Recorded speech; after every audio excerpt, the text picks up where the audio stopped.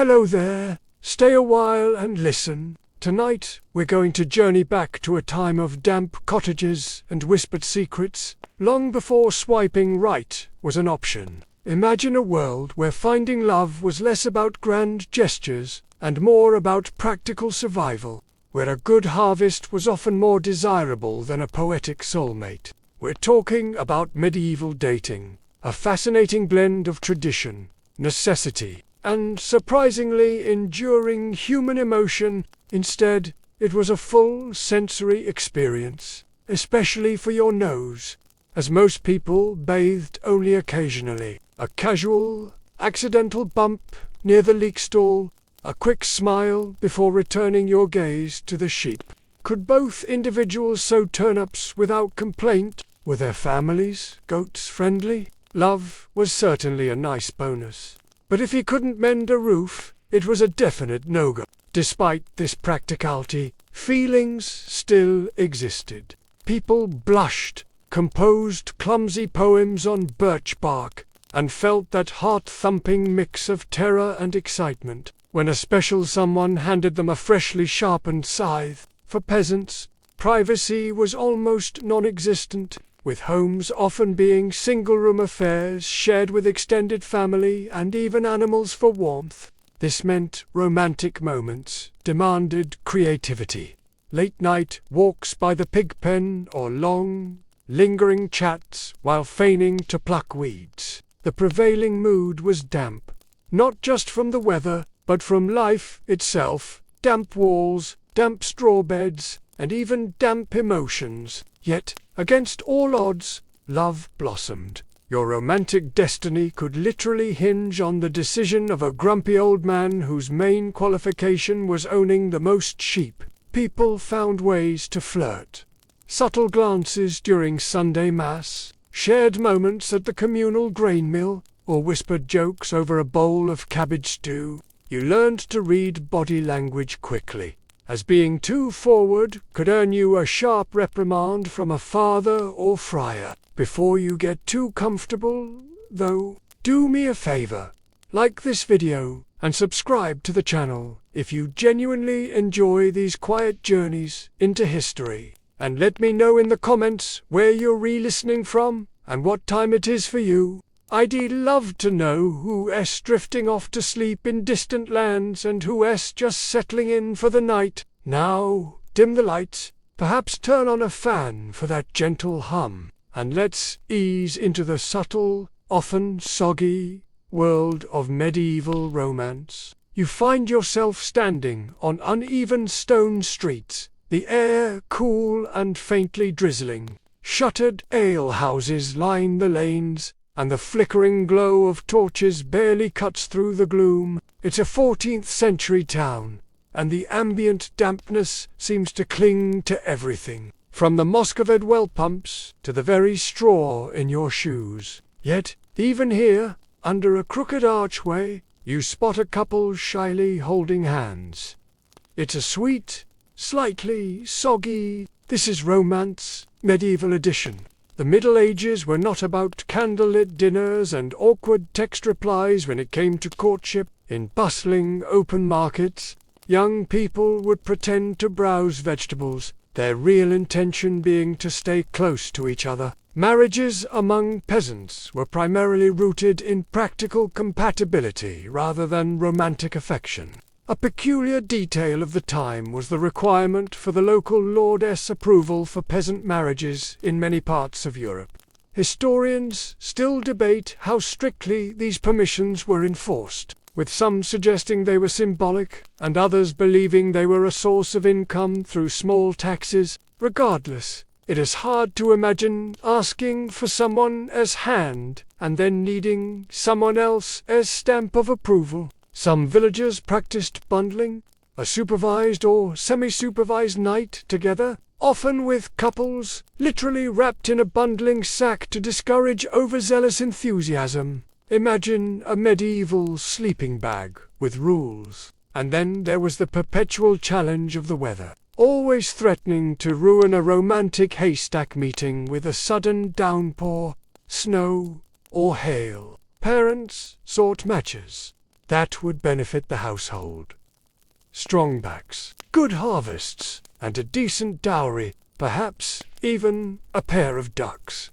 So, how did courting happen? But even beneath these practical considerations, there was still room for tenderness. In some rural communities, young lovers would exchange tokens made from whatever was at hand.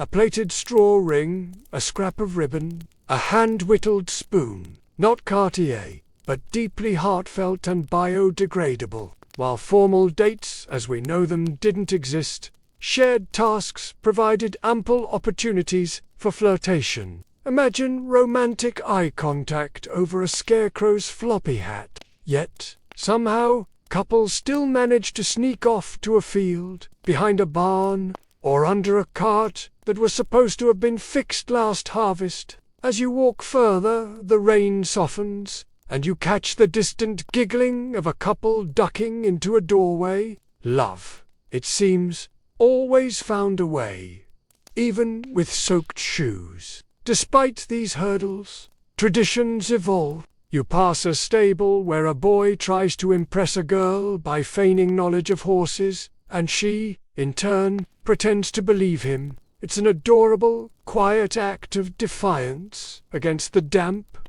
the rules, and the watchful eyes of neighbors. For the majority who didn't wear silks or compose sonnets, love blossomed in simpler, sweatier, and slightly hay-scritchier places. Out in the barley fields, glistening from the rain, young couples might snatch a few stolen minutes for a whispered compliment or a quick, blushing peck. But not too long, because tomorrow there was always work. Peasants didn't have the luxury of drawing-room flirtations or moonlit gondola rides.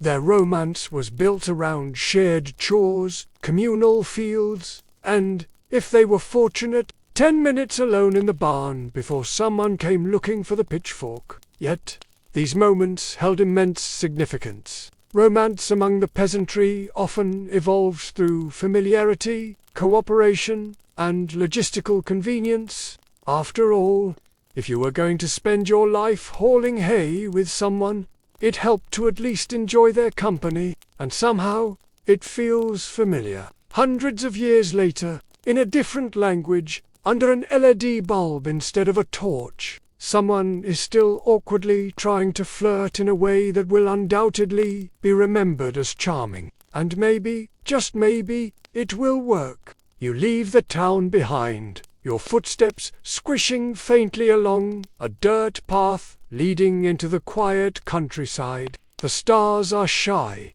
peeking through the clouds like curious eavesdroppers. You wonder, where did people go to be truly alone in a world where alone was rarely an option? This was the romantic dilemma of the medieval peasant class.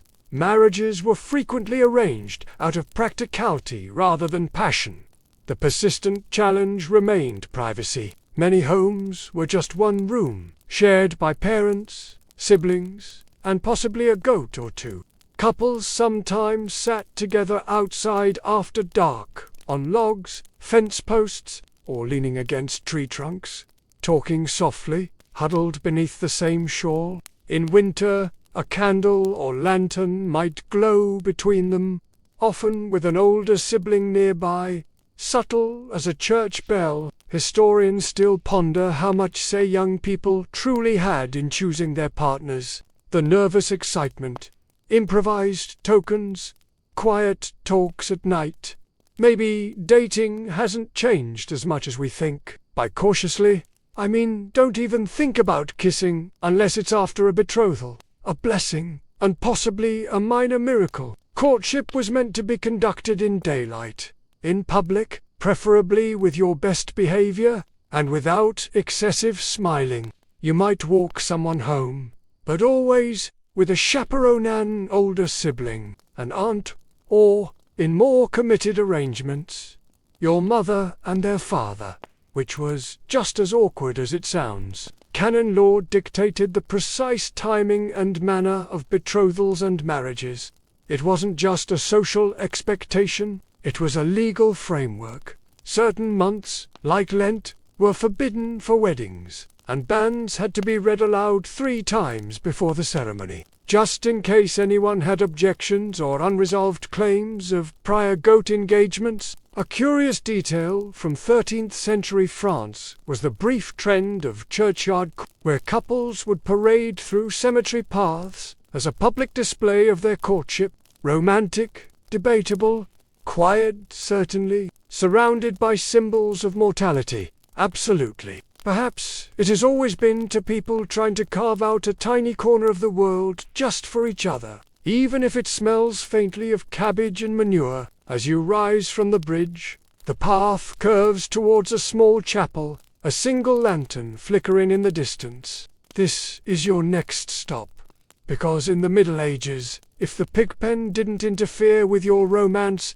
the priest probably would. You walk slowly, your feet soft on the mossy earth. As the silhouette of the chapel becomes clearer, a squat stone building hunched beneath a sloping wooden roof, ivy clinging to its sides, as if holding it together. This is where many medieval love stories began, or at least tried to. If you wanted to court someone properly, especially in a Christian European village, it wasn't a solitary endeavor. It was done under the watchful eyes of family, neighbors, and, of course, the church. As you push open the heavy wooden door in your mind, the air inside is thick with incense and candle wax. The pews are worn smooth by generations of people sitting stiffly, pretending not to notice the attractive person 3 rows over. Some sources suggest local customs allowed girls a surprising degree of choice, at least to reject a suitor,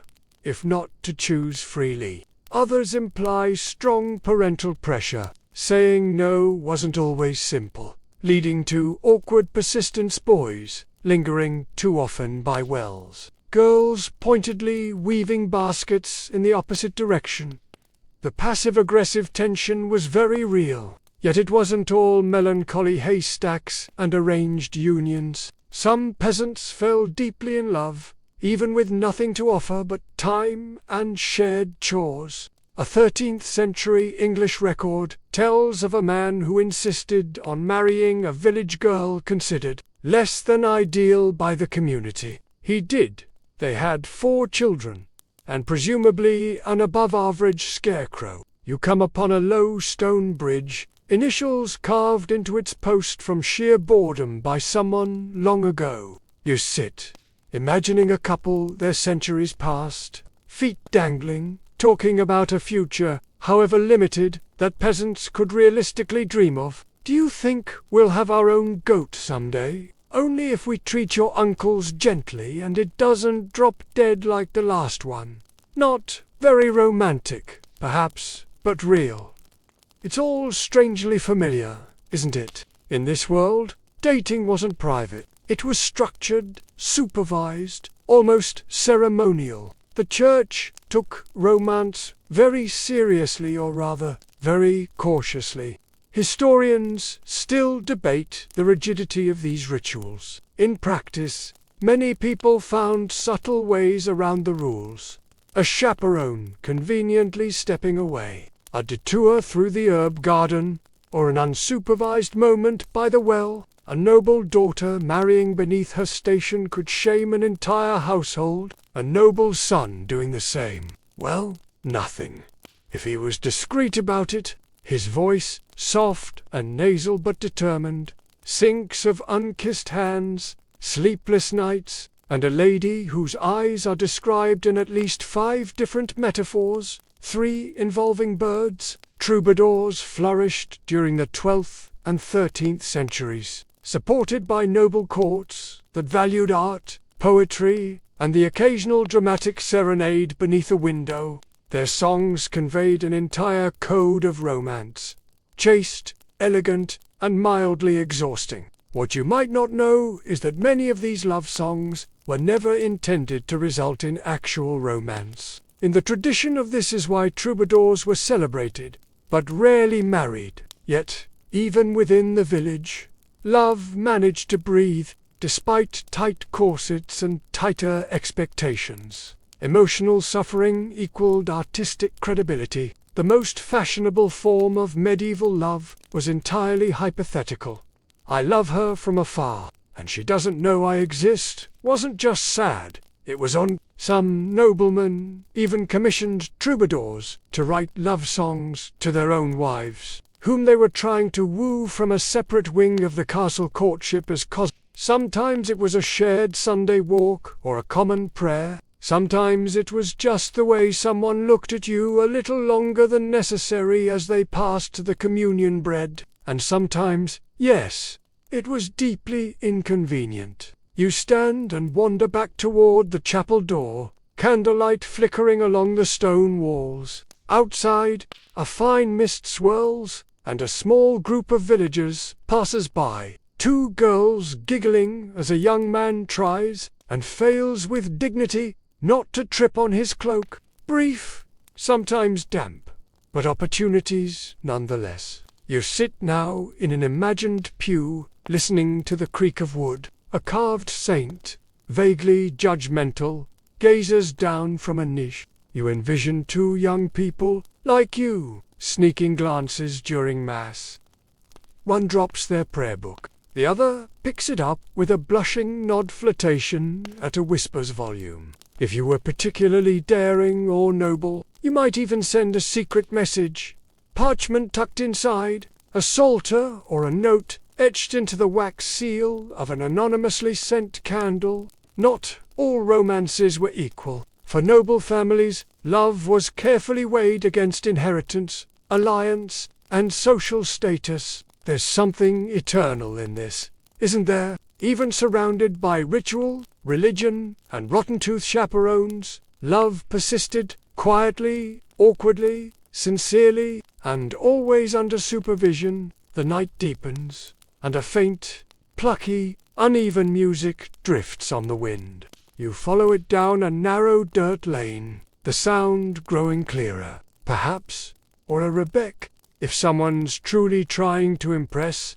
You're entering troubadour territory. In the medieval world, where public affection was a scandal and privacy a myth, you couldn't always say what you felt. Sometimes, you hired someone to sing it for you. Enter the troubadours, the unofficial dating app of the Middle Ages. If dating apps wore feathered hats and rhymed everything with Lady Fair, these wandering poets and musicians, mostly from southern France, specialized in courtly love and dramatic sighs. They composed verses about unattainable noble women, emotional anguish, and romantic ideals so lofty you'd need a balcony just to reach them. You turn a corner and see a small crowd gathered around a man in a long tunic, plucking a stringed instrument under a flickering torch. Finamore, or pure love.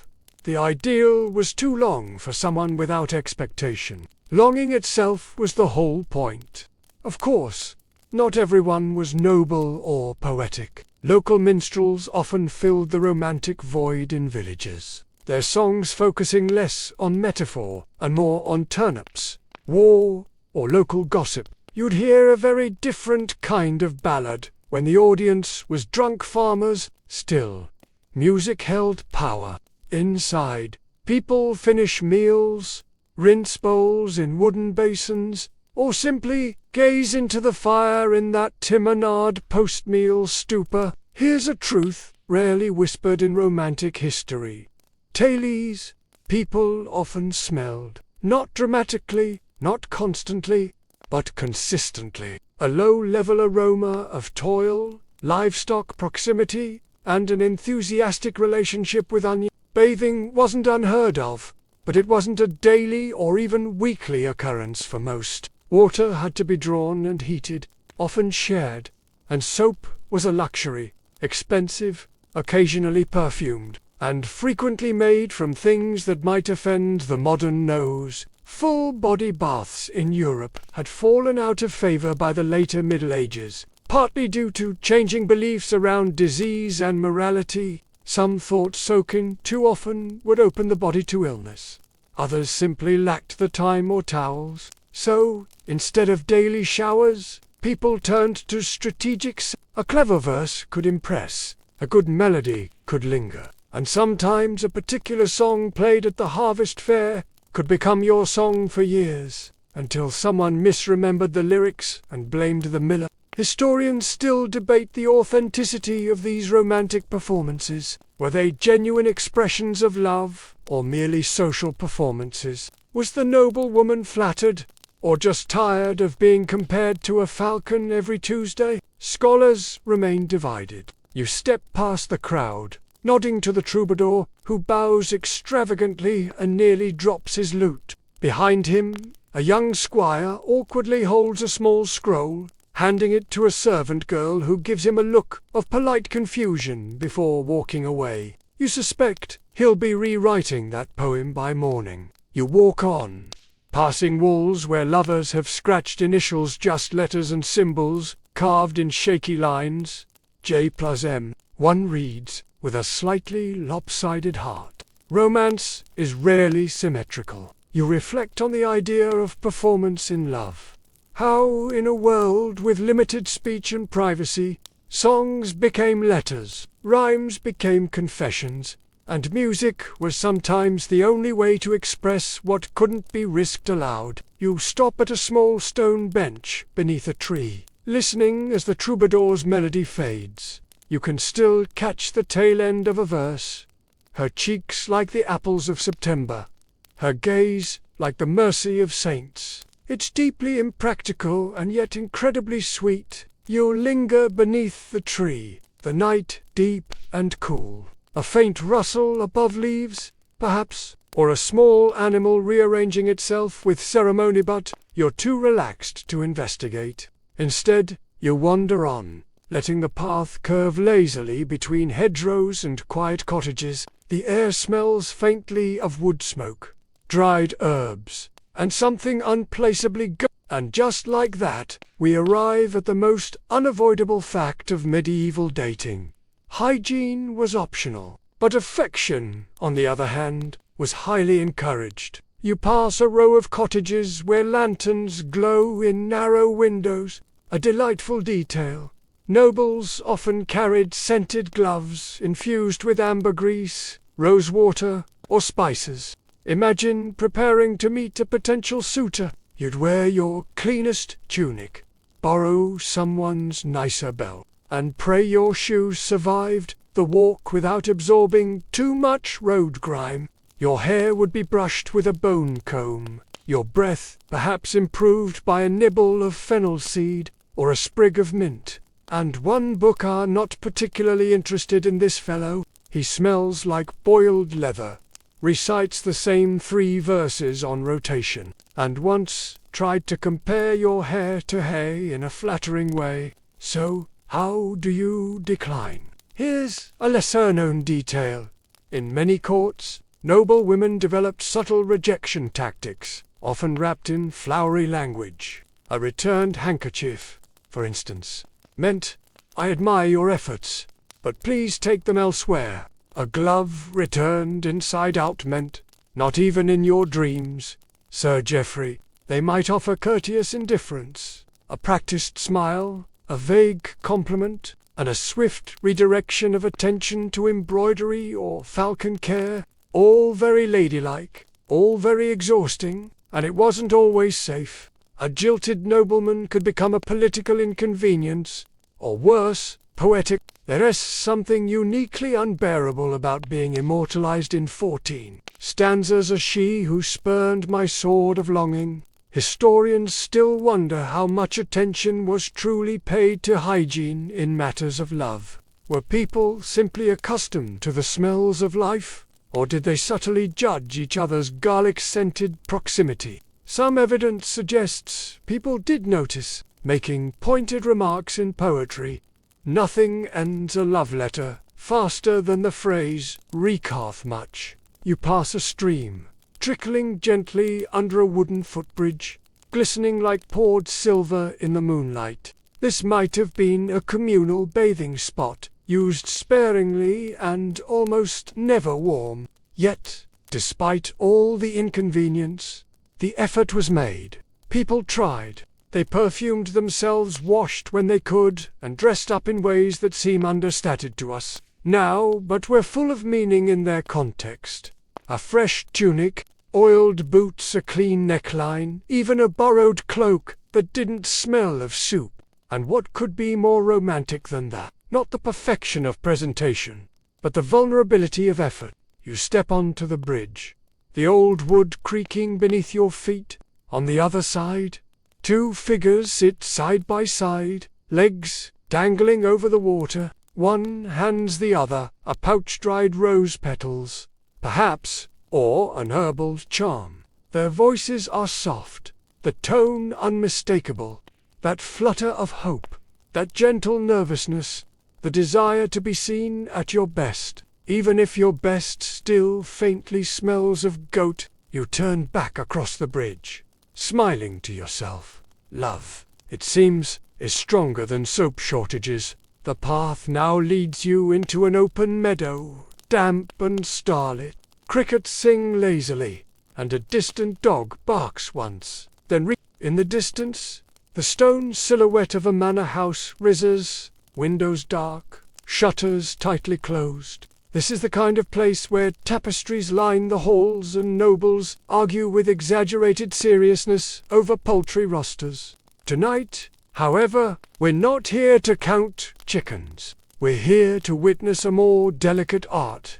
Politely turning down a night, ideally without sparking a duel or a poem, or both. Noble women in the Middle Ages, especially those of high birth, constantly navigated the tightrope of courtship, status, and survival. It wasn't always graceful, because when a knight took a liking to you, he didn't just say, "Hi, want to grab some mead?" No, he composed a sonnet, jousted for your honor, tied a piece of your scarf to his helmet, and charged full speed at another man's ribcage. Knightly courtship was governed by the romantic ideals of courtly love, a poetic tradition where the noble lady was placed on a pedestal, admired from afar, and adored through acts of valor, mostly involving hitting people with large sticks. But here's where things get tricky. You, the noble woman educated, perhaps bored out of your mind in a castle with 12 looms.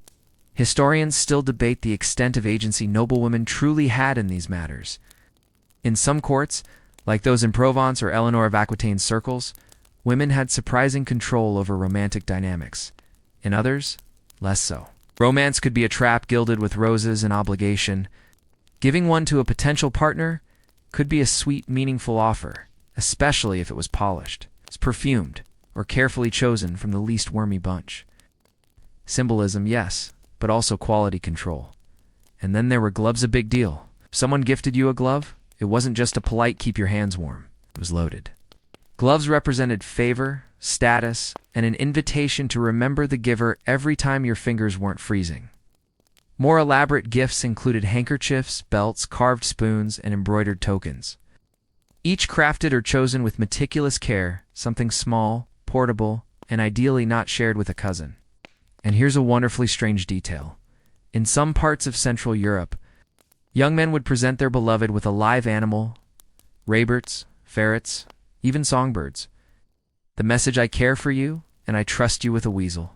You pass the edge of a garden, roses blooming wildly, moonlight silvering each petal. Two shadows sit on a low bench, deep in conversation. You catch a flicker of movement, a hand gesture, a small laugh, then a pause. She adjusts her cloak. He bows his head, the body language of gentle refusal. And sometimes it wasn't even a rejection of the man, but a rejection of what came with him. Marriage as a transaction, a castle far from home, the promise of isolation behind polite tapestries. Saying no was often saying, "I'd rather be free than wed to a title." You turn from the garden, strolling toward a gravel path that crunches faintly beneath your feet. Imagine being a young woman with 3 suitors, each with land's ambitions, and enthusiastic poems comparing your eyebrows to church arches. And none of them quite understand that maybe you don't want to be chosen. You want to choose. Sometimes, despite the rules and rituals, they did choose, quietly, boldly. With secret letters passed between servants or midnight meetings in candlelit corridors, but more often they declined gracefully, strategically, occasionally while pretending to sneeze. You walk on the grass now, whispering around your ankles, because the real triumph wasn't always marrying well. Sometimes the triumph was not marrying poorly, or simply finding a way to be heard without raising your voice. The path winds gently past the manor and into a wider clearing where the remnants of a festival linger. Faded pennants flutter from crooked poles, abandoned benches sit askew, and a faint smell of something once roasted now attracts optimistic foxes. This was once a place of laughter, lanterns, and more importantly, gifts, because tonight we explore the delightful, slightly confusing tradition of medieval gift-giving in courtship. Gift-giving wasn't just a nice gesture, it was practically a language. An apple might say, "I fancy you." A glove might whisper, "Let's get serious," and a live ferret. Well, the jury's still out on that one. You stroll past a wooden stall, shuttered for the night, where a single, slightly sad-looking apple sits forgotten on the counter. Yet, in another time, that apple could have been the grand opening move in a romantic campaign. Apples were a classic symbol of love and fertility. You pass a bench carved with initials, worn soft by decades of sitting and sighing. An old, frayed, but once bright blue ribbon is tied around one.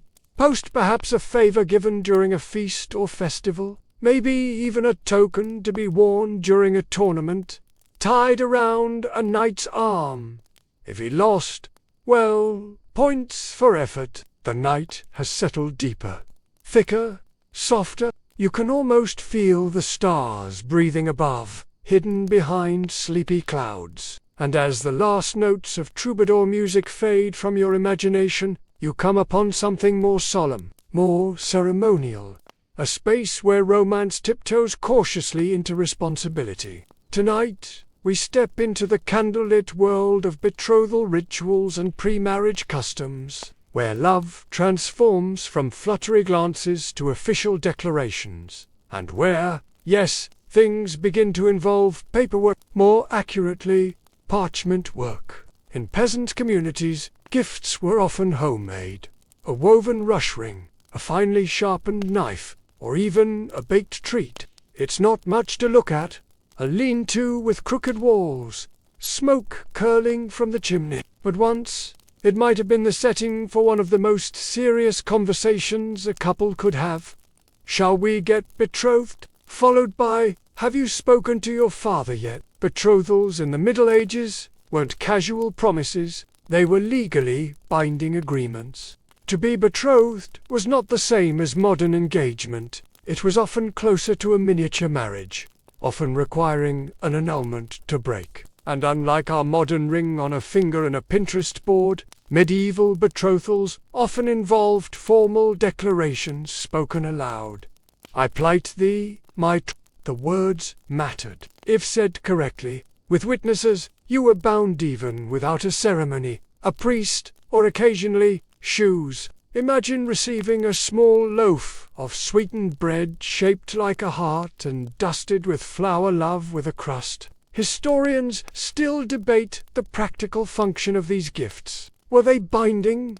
Was giving a glove as serious as a proposal? In some regions, yes. In others, not so much. Some gifts were just gestures, others it depended heavily on local custom and whether your grandmother was watching. You wander into a quieter area, where tall grass sways around an old maple tree leaning slightly in the wind. This, too, was part of the courtship ritual, especially during spring festivals. You can picture it. Laughter, music, colored ribbons flying through the air, young people darting between poles, exchanging glances, perhaps stealing a few minutes beneath a tree, and there a boy might offer a flower crown, or a girl might hand him a small wooden flute she carved herself. These little things mattered because in a world without photos, texts, or playlists, a gift was the memory itself, a keepsake of shared time. You imagined someone handing you a pouch of dried rosemary and thyme, tied with a bit of thread for your satchel, they'd say, pretending it wasn't wildly romantic to keep it from smelling like fish, and you'd nod, pretending your heart hadn't just flipped completely. Not every gift landed, of course. Sometimes the apple was bruised, the carved spoon too sharp, or someone gifted a piglet that the recipient awkwardly tried to re-gift to her aunt, but the intention was always the same. Here is a piece of my time, my effort, my thoughtfulness. Keep it, and maybe think of me. You turn back toward the path, smiling softly, because even today, it's not the price of a gift that makes it romantic. It's the quiet hope stitched into the gesture. Even if that gesture has whiskers and bites, you walk slowly now, following the path as it weaves past quiet fields and the soft silhouettes of distant cottages. You pause before a small wooden building near the edge of a hamlet. You step closer to the cottage, peering through the window in your mind's eye. Inside, two families sit at a rough-hewn table, cups of ale in hand. In parts of Germany, a bride-to-be might present her future husband with a shirt she sewed herself, a symbol of domestic readiness and literal cold-weather compatibility. Could someone say, "Just kidding"? 3 weeks later, the short answer. It depended on the century and whether the bishop was feeling pedantic that morning. And you'd like to journey through more forgotten corners of history? I'd be truly grateful if you considered subscribing. It helps me continue bringing these tales to life for you. You stroll a little farther, where a patch of wildflowers sways gently in the breeze, your footsteps carrying you toward the next quiet landmark on this strange romantic stroll. A half-ruined barn, ivy tangled and silent under the stars. It's the kind of place no one pays much mind to, unless they're preparing for one of the most critical milestones of medieval love, assembling the marriage chest. That's right. Before you tied the knot, you'd better have your stuff together, little Lee. Marriage wasn't just a matter of the heart. It was a matter of furniture. Dowries were an essential part of the marriage process across most medieval societies. A dowry wasn't always gold or land, though it certainly could be, but often included goods like textiles, tools, livestock, and, yes, furniture, most commonly, a wooden chest. You imagine a young couple kneeling here, whispering promises before anyone else hears. Not official, perhaps not binding, but deeply meaningful. They'll tell their parents later, maybe next week, after they've figured out how to bring up the goat situation. Yet, even with all the customs and rules, there was room for sweetness. A young man might carve the couple's initials into a tree. A girl might press a flower between the pages of a prayer book, hopeful and slightly terrified. You pass a fallen log, worn smooth with age. On it, you picture another couple sitting in the dusk, fingers touching lightly. They've said the words, they've shared the bread. Perhaps they are nervous, perhaps they're already planning who will milk the cow first, because medieval love wasn't just about longing.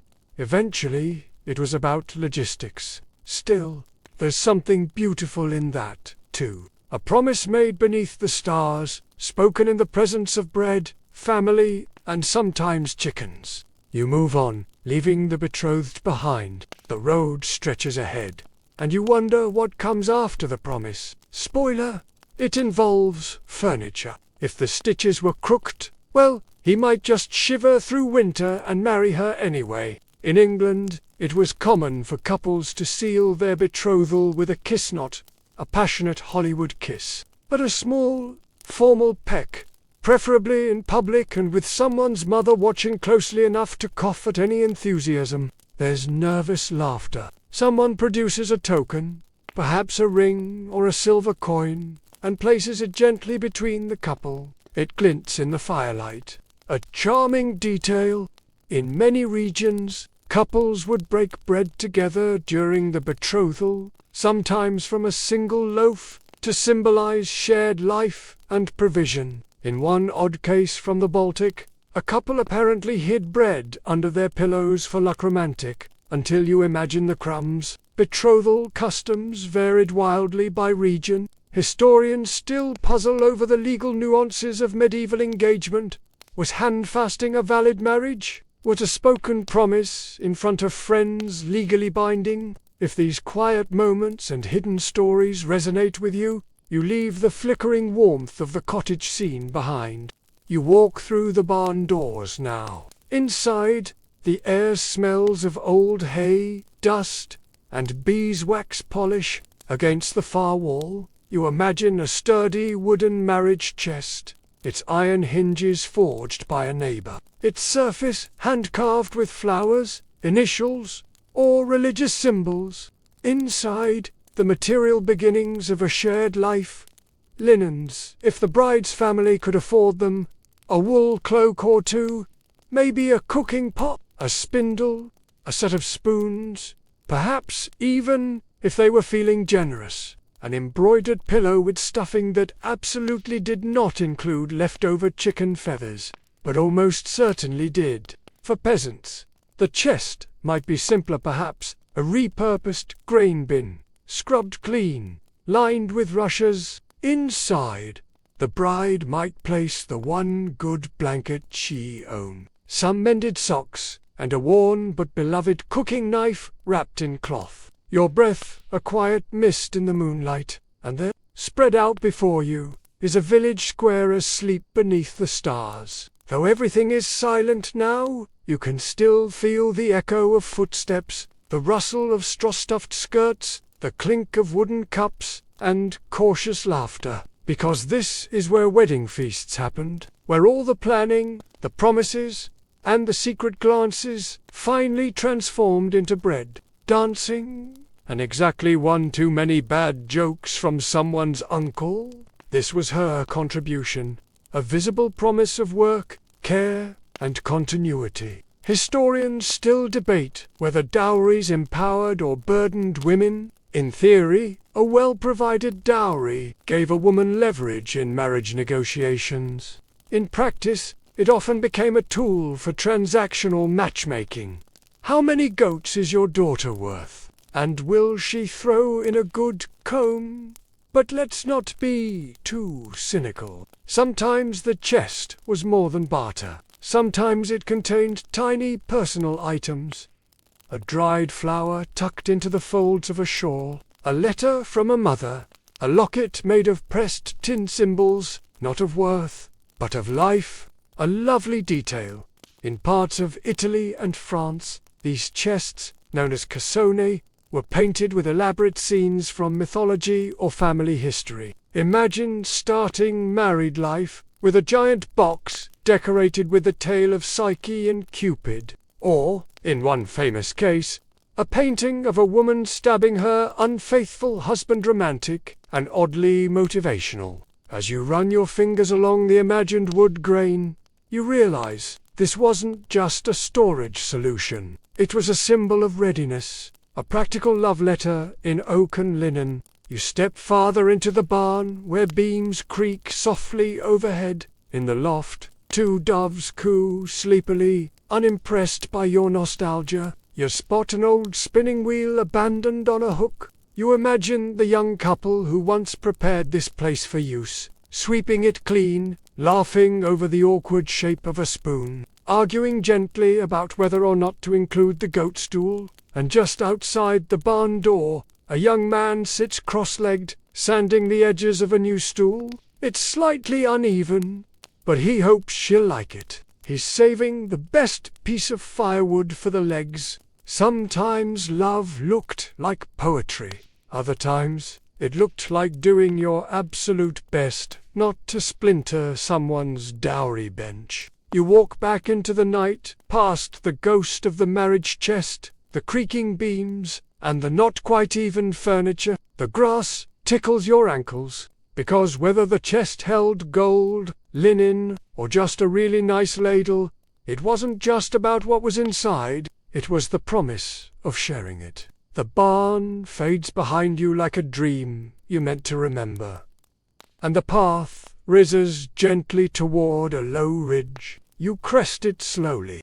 Medieval weddings were community events. You didn't elope in secret, or, if you did, you needed a very convincing story. Marriage was sealed not only by a ceremony, but by the public feast that followed. The whole village came, not always invited, but certainly present. And the food, oh, the food. You step into the imagined square, looking at tables hastily constructed from doors and barrels, and the bread and the jokes about catching the bouquet, which probably would have been a clump of fennel and rosemary, and you wonder quietly what came next. What happens after the feast, when the lights go out and the blankets are shared, and who gets the pillow with the least straw poking through? The village square melts into the darkness behind you, its imaginary echoes of laughter and fiddles fading into the hush of the countryside. The path narrows again, slipping between thickets of bramble and moon-dusted wildflowers. You walk slower now, as if the weight of the evening has shifted,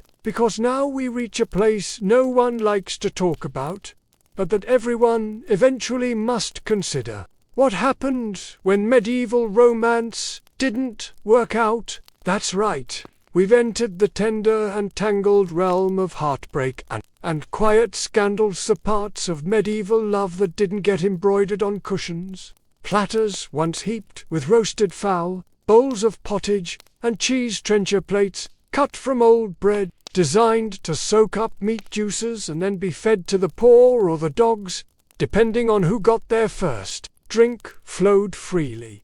Ale for the farmers, mead for the slightly wealthier ones, wine if you were lucky or French. Here's a wonderfully odd detail. In some regions, there was a tradition of bedding bread, a small loaf specially baked for the wedding night, to be broken and shared between the bride and groom as a symbol of their union, a sweet and slightly crumbly gesture. To be honest, these feasts weren't just indulgence, they were ritual, they told the community. These two are starting something new. Witness it, bless it, and please stop trying to kiss the priest. Historians still debate how consistent wedding customs were across regions. Some marriages required specific toasts or dances, others featured mock kidnappings of the bride by her friends, to be rescued by the groom. Sometimes an elder would pretend to be asleep in the newlywed's bed and offer wise advice until forcibly removed. Nothing says welcome to married life like a prank by candlelight. You wander through the square, passing the faded outline of what might once have been a raised platform for musicians. Maybe they played all night. Maybe they played 2 songs on repeat until everyone stopped noticing, and through all of it clinking cups, sweaty dancing, tipsy blessings, the heart of it remained. 2 people, 1 long promise, and a whole lot of barley stew. Because for all its ceremony, the medieval wedding was a rare burst of collective joy, a moment where love wasn't just personal, but shared messily, noisily, sweetly. You can still see the flickers of torchlight, the swirl of skirts as dancing begins. Not elegant ballroom steps, just villagers stomping joyfully in circles, hands joined, rhythms rising as the night deepens. Someone probably had a drum. Someone definitely had a whistle they weren't qualified to play. The bride wears her finest gown, likely borrowed or hastily mended, perhaps a simple crown of herbs or flowers. The groom looks freshly scrubbed, slightly nervous, and utterly determined not to spill anything. And the games, wedding games, were as important as the food. In some places, guests would race to finish a bowl of gruel fastest romantic in a very niche sense. Elsewhere, there might be riddles or contests involving balancing things on your head while pretending to be a goose. You sit on an empty bench. Now, remembering the bustle, the warmth, the way joy echoed off the stone walls. You step out of the square now, leaving behind the music. You stop beside a small chapel tucked into the hillside, its doors closed, its stone walls cooled by centuries. This is where some couples came not to begin a life together, but to request permission to end one. While the medieval church officially disapproved of divorce, annulments were allowed under specific conditions. Even carefully worded poetry designed to imply that once X smelled of old cheese, the poor had field work, and whispered gossip. Each step carries the weight of past whispers, broken promises, and shared loaves left uneaten. You feel the air grow cooler, gentler, as if the landscape itself is shifting toward reverence. Because after the heartbreak, the feasts, and the hopeful exchanges of ferrets and fennel bread, we arrive at a softer question. What did long-term love actually look like in the medieval world? Not poetry, not courtly sighs, not knights composing odes to unreachable ladies, but the quiet work of staying together. The slow, sometimes messy project of marriage as companionship. You approach a low stone wall enclosing a thatched cottage. There's no one outside, but you can see the scene inside as if through candlelit mist. A husband and wife, maybe 20 years into their union, sitting across from each other, one spinning wool, the other mending a shoe. Silence between them, not awkward, not cold, just comfortable. You stop by a wooden fence and run your fingers along the grain. In the distance, two shadows walk apart, not in anger, just in understanding. Because sometimes love ended not with drama, but with a sigh, a shared loaf, and a quiet return to separate routines.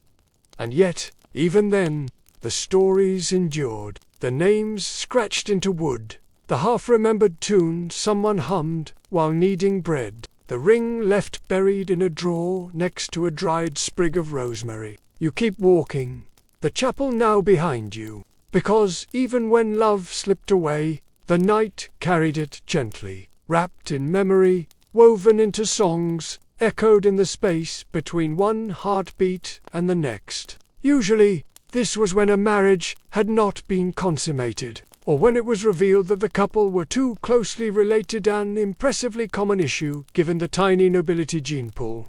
So noble couples might appear before a bishop and argue that one of them was already promised to another, or hadn't consented, or, everyone's favorite loophole, was secretly someone's godparent, which, by the way, disqualified you from marriage. Medieval romance was nothing if not creatively obstructed. You sit on the chapel steps and imagine the quiet conversations that must have happened here.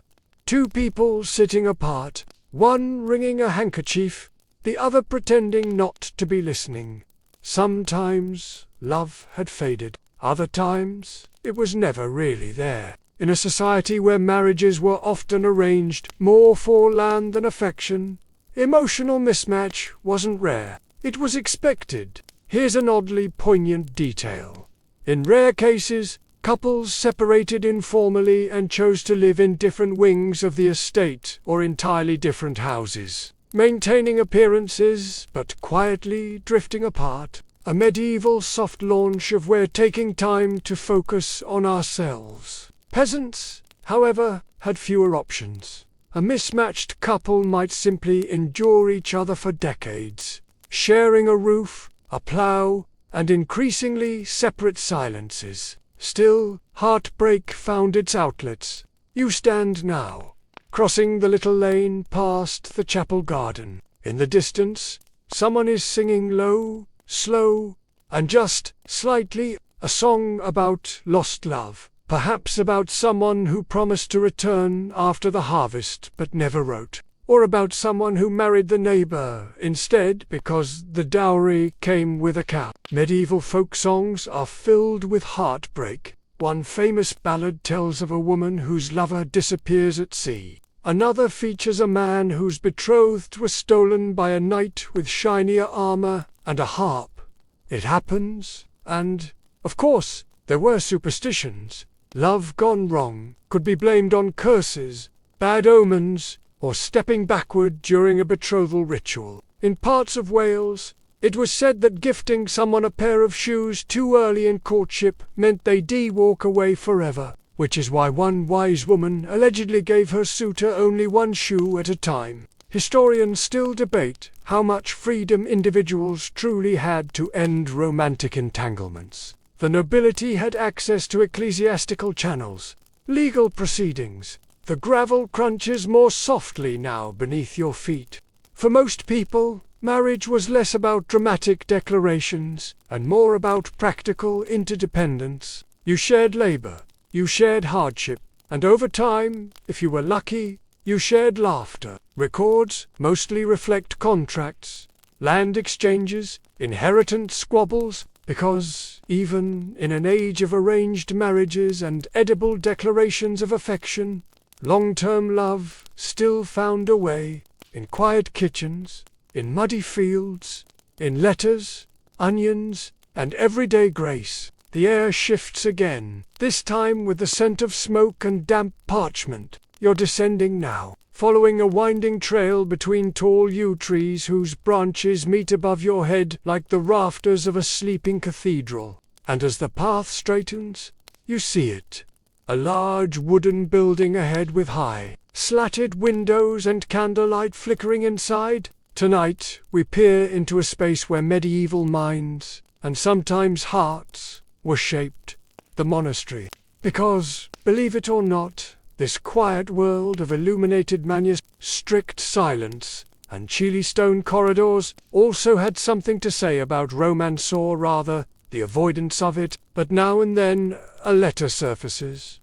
A husband writing to his wife from a distant campaign, telling her to stay warm, to mind the dog, to keep the ale to herself. It wasn't flowery, but it was love. You pass the window now and see her kiss his forehead absently before retiring to bed. No orchestra's swell, no troubadour's song, just a small, routine moment folded into 100 other days like it. And those routines, fetching water, salting the meat, whispering to each other after dark while the children pretended to sleep, dividing firewood, sewing buttons, praying side by side, love in action, repeated over seasons, through hard winters, through disappointing harvests, through arguments about whether that one neighbor was really stealing eggs or just unlucky with chickens. Not perfect, never perfect, but present. You continue down the lane past a garden where onions hang from twine, drying for the winter. There's something oddly beautiful about it, sustaining, fragrant in a terror-inducing way. You imagine the couple who planted them together, argued about spacing, dug through mud, shared a quiet sense of pride when the green stalks pushed through. Because sometimes medieval love looked like joint blisters, and sometimes it looked like reaching out in the dark for the hand you've held for 20 years and still finding it. No trumpets, no jousts, just loyalty, humor, and a shared appreciation for how well that new soup pot holds up over flame. Peasant couples, for instance, might spend their entire lives side by side in the fields, one sowing, the other harvesting, one churning butter while the other patched the not exactly candlelit dinners, but romantic in its own rough way. A detail worth noting. In some regions, older couples were honored during village festivals. A pair who had stayed together through famine, childbirth, and war might be toasted publicly, seated at the head table, or even gifted new cloaks by the community. A medieval anniversary party, more or less, minus the photo booth and chocolate fountain. Inside the cottage, you imagine their conversation. She gently reminds him that he once tried to impress her by wrestling a sheep and losing. He mutters something about, "That wasn't my best sheep." They both laugh. Historians still wonder how much affection truly existed in medieval marriages. You leave the cottage behind, stepping once again into the hush of the trees. The night wraps around you like a shawl. Members of monastic orders took vows of chastity, devoting their lives to God and distancing themselves from worldly attachments. Even the cloistered weren't immune. Perhaps someone underlined that. Perhaps someone stared at those words too long one night, alone in a stone cell, listening to the wind and wondering about a life not chosen. And yet, not all love was romantic. Monasteries were full of companionship, deep platonic bonds between brothers and sisters of faith. These relationships, too, carried affection, shared jokes, gentle teasing, comfort during illness, a hand reaching across the table with another biscuit, even when you were technically fasting, because while romantic love may have been forbidden, human connection was inevitable. You leave the building now, walking slowly beneath the stars. Behind you, the candlelight continues to flicker, a quiet world,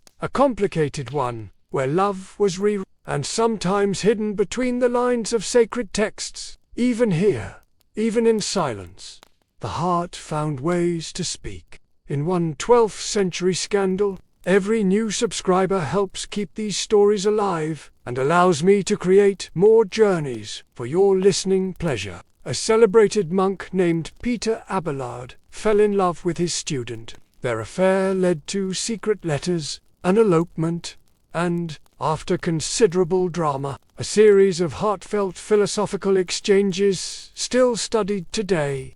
It's the ultimate medieval. It's complicated. And nuns, too, sometimes found ways to express longing. Some surviving letters speak of spiritual love with an intimacy that toes the line between divine adoration and deeply repressed romantic affection. You move deeper into the scriptorium, where rows of sleeping benches stretch along the walls. Imagine lying here night after night, head on scratchy linen, whispering prayers, and maybe thinking of the boy you met once during a feast, who smelled like horses and honey, and who asked your name just before you took the veil. Historians still puzzle over how much genuine romantic longing existed behind cloister walls. Was it frequent, fleeting, or just the echo of stories read aloud during long winters?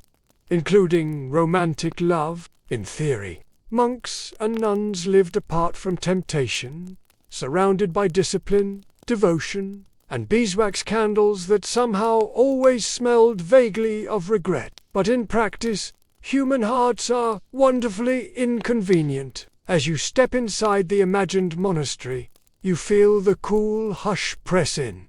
Shelves lined with vellum scrolls, a single quill scratching faintly in the distance.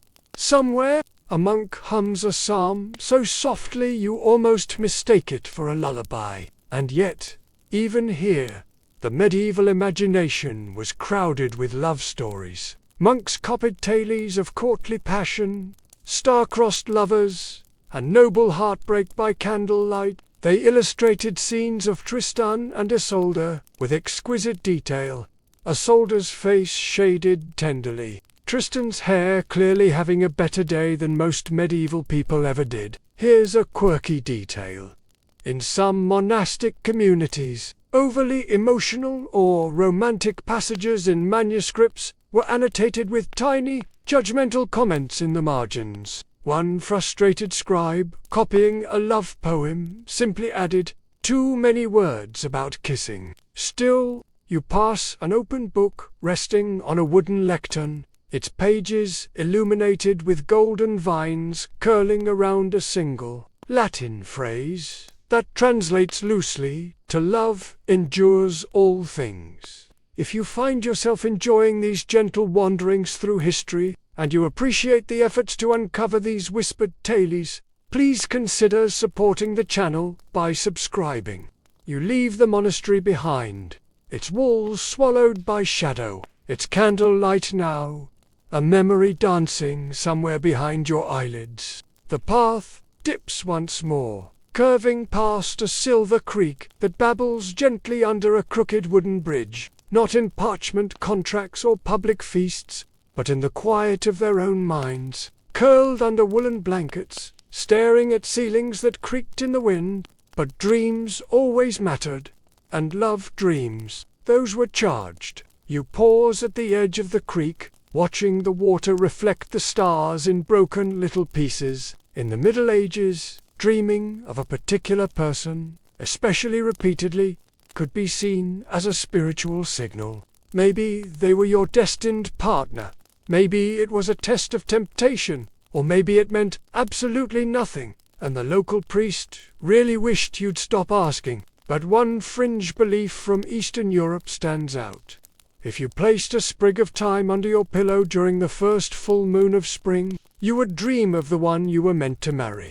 If you dreamt of no one, well, best keep a goat as a backup. You walk across the little bridge now, the wood creaking slightly, as if trying not to disturb the hush. Your pace slows again, not from weariness, but from wonder, because now we arrive at the softest corner of medieval romancer, place less charted by historians and more whispered through lullabies, folk tales, and firelight conversations. Tonight, we explore how people dreamed about love. Medieval people believed dreams were meaningful, sometimes divine messages, sometimes moral tests, sometimes warnings about eating too much cheese before bed.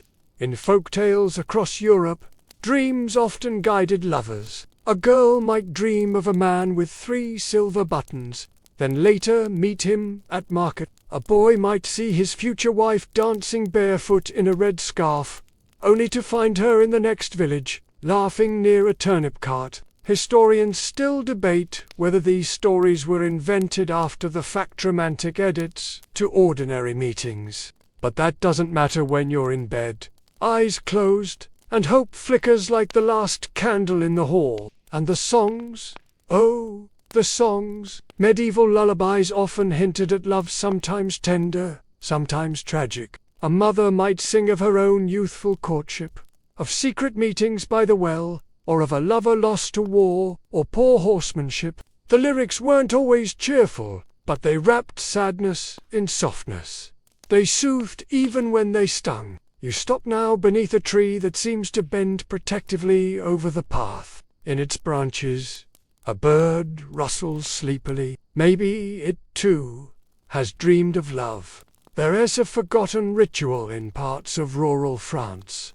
A girl would light a candle and whisper the name of her beloved 3 times before bed.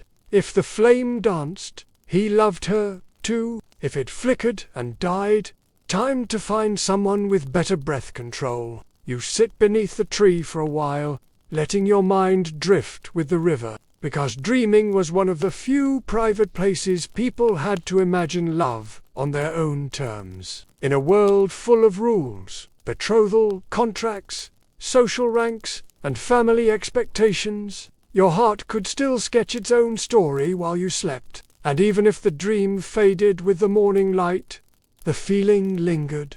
A blush, a flutter, a small, stubborn hope. You rise, brushing bark dust from your cloak, and as the tree sways gently above you, you wonder how many people across time have fallen asleep, clutching the name of someone they loved, someone they might never have, someone they'd never forget. Because even then, in a world of cold stone and candlelight, love, real or imagined, had the power to warm you through the longest night.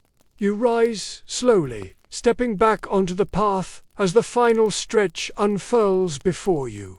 A soft, grassy slope leading up to a wide clearing. The world here feels especially still, like it's holding its breath. A faded ribbon, a carving on a tree, a ring that wasn't gold but meant more because of who gave it. You pause near a worn stone at the center of the clearing. Dear listener, the story has curled to its end like parchment by the fire.